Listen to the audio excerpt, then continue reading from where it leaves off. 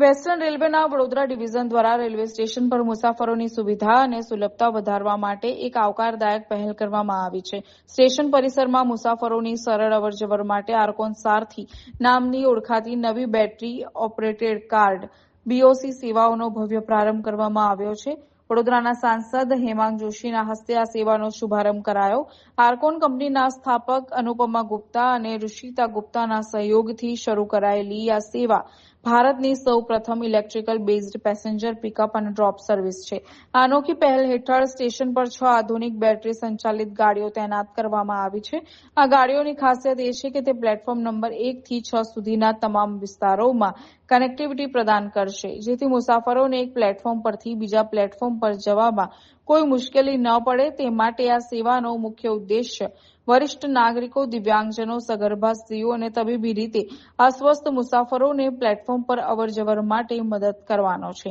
આ સેવા 24 કલાક ઉપલબ્ધ રહેશે. આજે વડોદરા રેલવે સ્ટેશન ખાતે રેલવે વિભાગ અને અમારા ડીઆરએમ શ્રી એમના લીડરશિપમાં 2 નવા સોપાન આજે વડોદરા રેલવે સ્ટેશનમાં ઉમેરાયા છે. એક તો એક ડિજિટલ બોર્ડ કે જે સેલ્ફ એક્સપ્લેનેટરી બોર્ડ, અને આ બોર્ડની અંદર જ્યારે પણ મુસાફર આવે અને પ્લેટફોર્મમાં અંદર જાય પહેલાં એને બધી જ વિષયમાં ખબર પડે, ક્યાં ભોજનની વ્યવસ્થા છે, ક્યાં શૌચાલયની વ્યવસ્થા છે, ક્યાં પ્લેટફોર્મ ટિકિટ મળે છે, કયા પ્લેટફોર્મ કઈ બાજુ આવેલા છે, ક્યાં એસ્કેલેટર છે, ક્યાં લિફ્ટ છે, ક્યાં સીડી છે, બધી જ વસ્તુની એમને જાણ થાય એવું એક માર્ગદર્શિકાનું બોર્ડ આજે લોક ભાગીદારીથી એમણે ત્યાં ઊભું કર્યું છે. એનું આજે ઉદ્ઘાટન કરવામાં આવ્યું.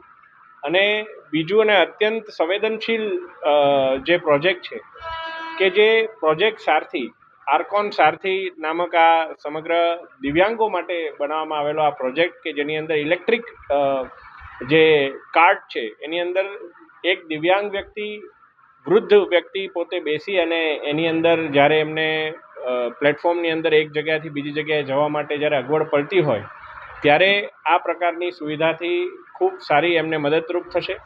અને આ સુવિધા કે જે ખૂબ એફોર્ડેબલ અને સાથે સાથે એનાથી દિવ્યાંગોને, એમના સગાવાલાઓને બંનેને રાહત થાય એ માટેનું આ એક સમગ્ર જે પ્રોજેક્ટ જે સમગ્ર આર્કોન ગ્રુપ દ્વારા કરવામાં આવ્યો છે એ બદલ ભરતભાઈ અને એમની સમગ્ર ટીમને પણ હું શુભકામનાઓ પાઠવું છું.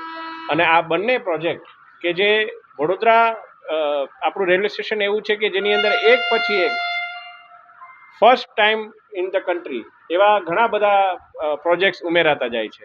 અને એનું શ્રેય હું અમારા ડીઆરએમસી અને એમની લીડરશિપની અંદર મારા ડીસીએમસી સમગ્ર ટીમને પણ હું આપું છું કે હંમેશા કંઈક નવું કરવાની એમનો વિચાર હોય છે.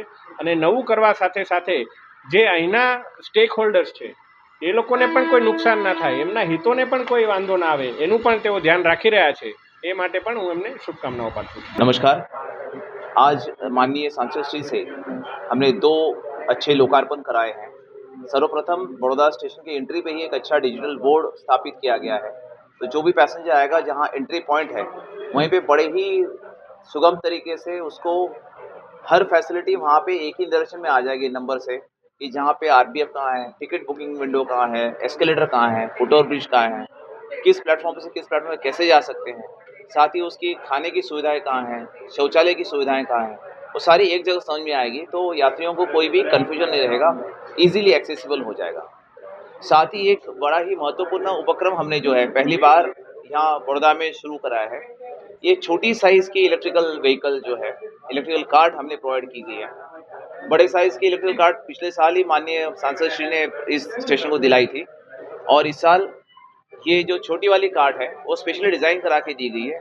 और ये स्पेशली उनके लिए है, जैसे आप देखते हैं कि जो दिव्यांगजन आते हैं उनको एक प्लेटफॉर्म से दूसरे प्लेटफॉर्म जाने की लिफ्ट तो है, वैसे ही वृद्ध महिलाएं, वृद्ध पुरुष हैं, उनको आएंगे, एंट्री पे आएंगे, वहाँ से लेके मानिए प्लेटफॉर्म 3 पे ट्रेन पकड़नी है तो उनको जाना बड़ा मुश्किल हो जाता है, तो वो वहाँ से ही उनको पिकअप कराएंगे।